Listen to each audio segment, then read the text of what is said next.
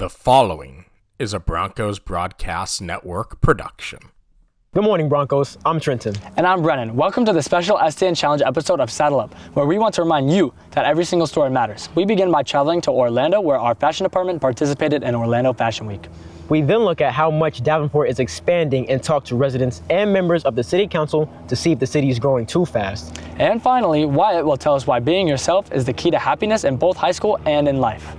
This special STN edition of Saddle Up begins now.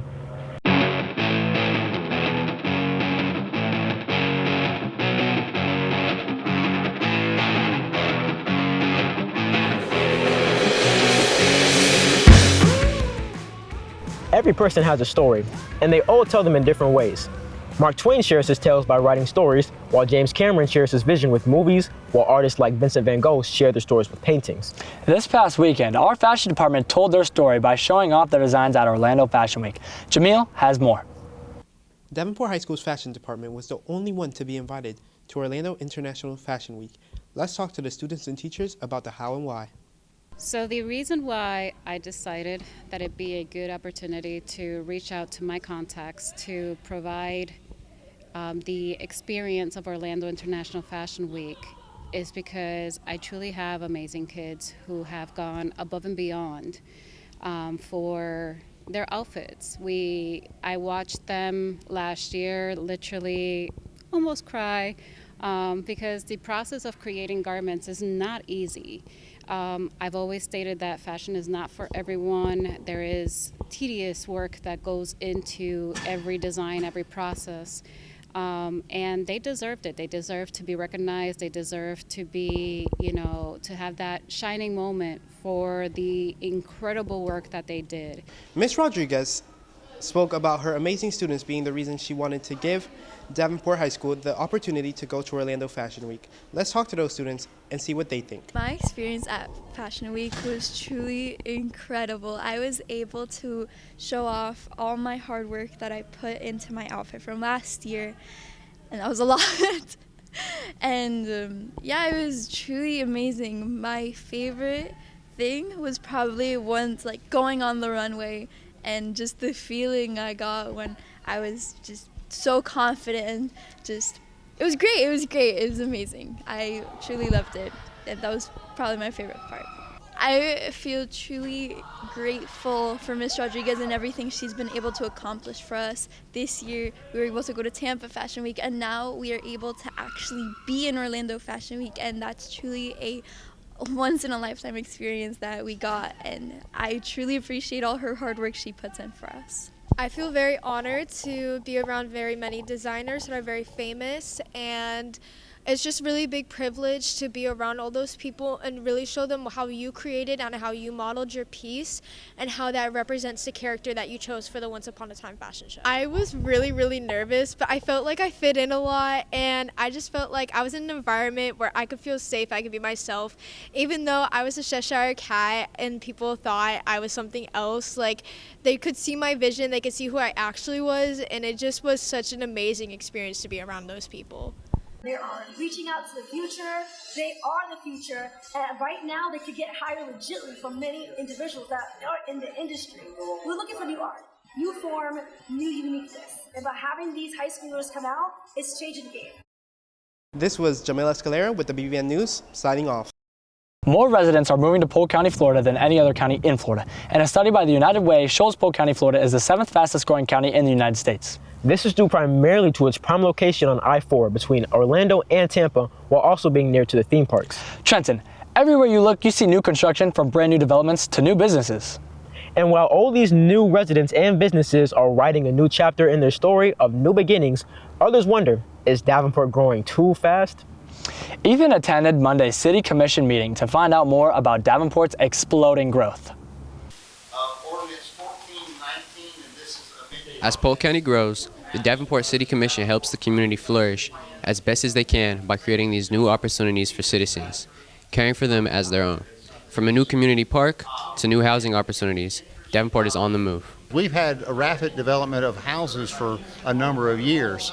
The focus of the city now is some rapid development of commercial properties. Davenport's always had a great place for rooftops. Now we're also looking for a place for commercial or flat tops, places where people can work, places where people can have fun, and places where people can eat. Davenport is a city with a rich history, but lately, the decision to expand has been showing a bright future. The expansion has allowed the city to grow and create many more jobs, but the growth has fueled that expansion and allowed the city to grow and create more jobs and better jobs. With more new people entering Davenport than ever, deciding to open new businesses such as restaurants creates new opportunities for all. My husband and I moved up here in 1992 from Miami, so we were used to a lot of people. We kind of look forward to the rural community that we have moved to, but the one good thing about the way the city has grown and built is that we have a lot more opportunities for our residents. There's more restaurants. There's more activities to do. When I first came here in 1978, there wasn't all these people that you see now. But, growth comes with a lot of pain. And, it's difficult with the traffic coming and going and trying to get somewhere and come back home. For the Broncos Broadcasting Network, I'm Ethan. After the break, we learn why being yourself and remaining true to yourself can help you through the chaos of high school and prepare you for life after high school. Saddle Up returns in 30 seconds.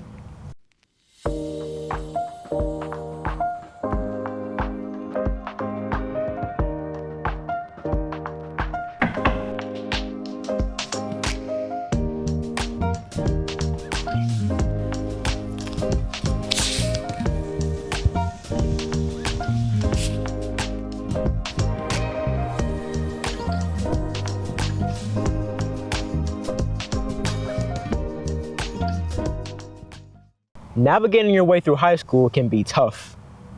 That's right, Trenton. You are pulled in multiple directions, and people may try to change you or take advantage of you. Imagine you're a student and you have a crush on someone, and the person you have a crush on agrees to go on a date with you, but only if you change everything about yourself and forces you to purchase expensive gifts for them.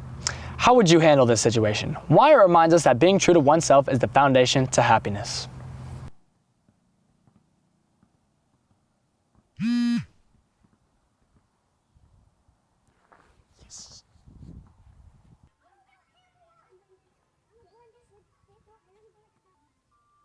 We grow up hearing the phrase, be yourself. It's printed on posters, repeated in graduation speeches, and written under captions under smiley photos. But sometimes I wonder if it's something we really mean, or it's something we say when it's easy, not when it's real. When I think about being myself, I think about all the versions of me that appear in different spaces. The polite student, the funny friend, the quiet observer. Each of them feel true, yet none feel complete. It's like I'm adjusting the volume of who I am, turning certain parts up while others down, so I fit in where I'm standing. There was one moment that made this really clear. I was sitting with my guitar one evening, idly turning the tuning pegs. With every tiny twist, the string changed. Higher, lower, sharper, softer. And I realized, I do that. I tune myself depending on who's listening. Not always because I want to, but because it feels expected. And after a while, it's hard to remember what the original note even sounded like. That's when I realized being yourself isn't a fixed state. It's a constant act of courage. It means choosing honesty over approval, even when it's uncomfortable. It means showing up as a version of you that might not always be liked, but is always real. So maybe when we tell others to be themselves, we should also mean be brave enough to stay true, even when the world seems to prefer something else. For the Broncos Broadcasting Network, I'm Wyatt Locker, signing off. On to today's weather. Today will be partly cloudy with a high of 83 degrees and a low of 59 with a 1% chance of rain. We will stay in the mid-80s this weekend, but prepare for rain around Thanksgiving. And as Chapter 2 of our Saddle Up story comes to a close, please remember, no story is too big or too small, and everyone has a story to tell, and they all matter. So who will tell your story? Maybe your story will be featured on the next edition of Saddle Up. Thank you for joining us today. I'm Trenton. And I'm Brennan. Have a great day.